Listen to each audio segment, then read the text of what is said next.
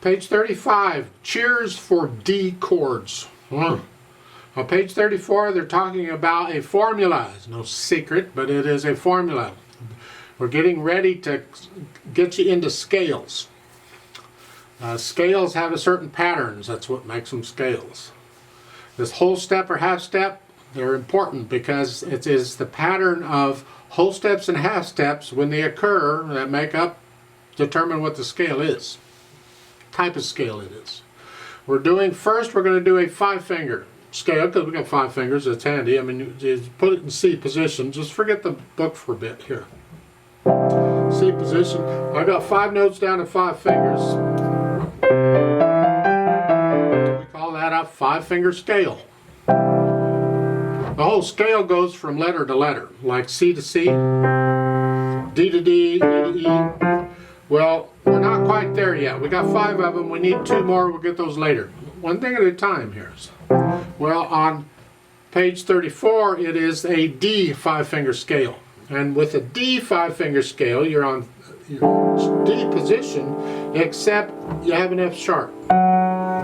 And you say, why? Well, I'm glad you asked. I'll tell you. Because of this pattern of half steps and whole steps.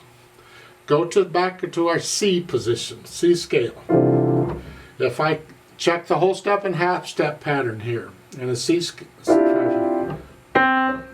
this to this is a whole step because it's got a note in between. Then another whole step, then a half step, and then a whole step. Whole, whole, half, whole. That's the pattern for a 5-finger scale, a major scale. I haven't talked about majors yet. So this is whole, whole, half, whole. If I use that pattern, I can start on any note, white or black on the keyboard, doesn't matter, and I will get a 5-finger scale. Well, in a D position here, whole, whole, half, whole. Whole, whole, and see I need the F sharp. Half, whole. So the middle note is actually an F sharp in order to maintain my whole, whole, half, whole pattern. That's important. So in a D pattern, it's here. Just for kicks and giggles, let's do a different one. Let's go with this note. I want a 5-finger scale on this note. Follow the pattern. Whole, whole, half, whole. That's it.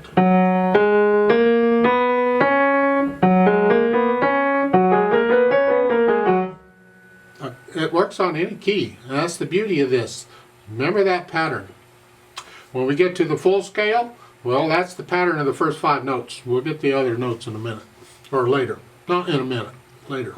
So, cheers for D chords. We're just using this, we're using the chord. It's the first, the middle, and the top that make up the chord. That's all they're doing here. They're block chords in the first line. Lift the left hand over, cross it. Should go both directions. Whatever. And then in the second line, it's a broken chord. Again, you should go both directions. Make sure they're even and connected. And then do the C. Just go down 1. And the broken chord.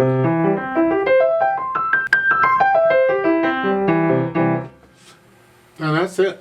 But I remember as a little kid, I used to have a lot of fun in doing that because I could, you don't have to just stay here. You can go all over the keyboard. Come down here with a C.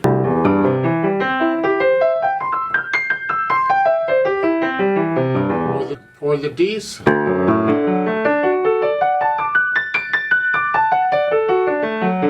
used to do that a lot as a little kid because I just like moving around, and you know, it's comes in handy though, actually, because a lot of pieces use these kinds of patterns in them, and when I was fooling around like that, it actually helped me out later on. Here, I let you figure out the notes. They're not that hard, and just know in the last measure that AVA over it takes it up an octave. So even the last 2 measures of the first line, you're here, the left hand's here, And then the right hand is an octave above that, it's here. That's all. So AVA, just make sure you go up another octave. Now, this isn't really a piece to play. Take a look on page 34. And they've got 3 lines of music there. And at the end of all 3 lines, there is a thin and thick bar line. Remember, that is the symbol for the end of a piece. So if you want to know where a piece ends, you find that symbol, and sooner or later it's going to end there. It may not always be at the very end of it. It could be somewhere else. Because you can jump around and move around and who knows what. But somewhere in there it should be there.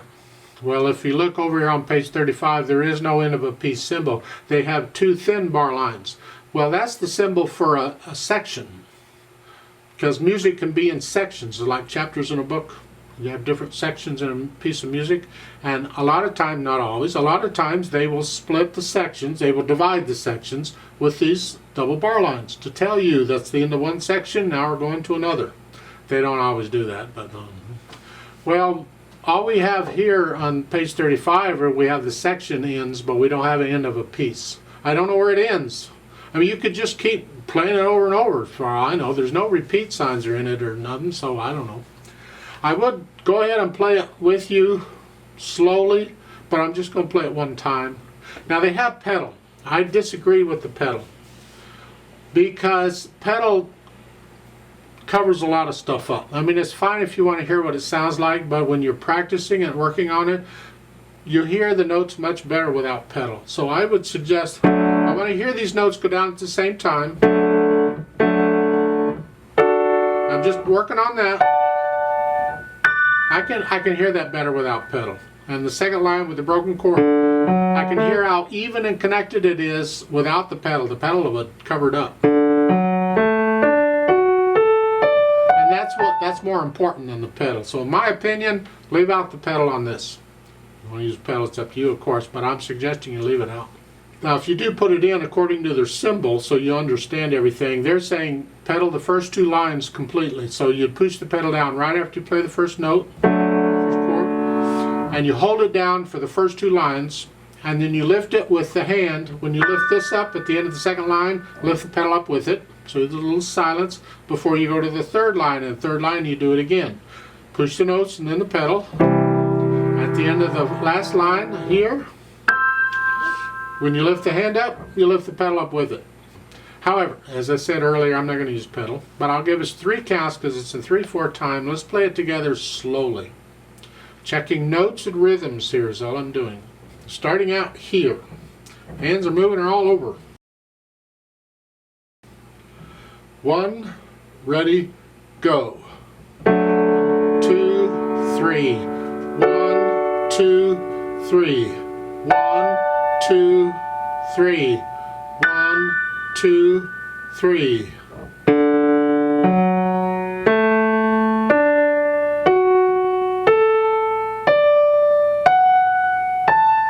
One, two, three. 2, 3. 2, 3. 2, 3. 2, 3.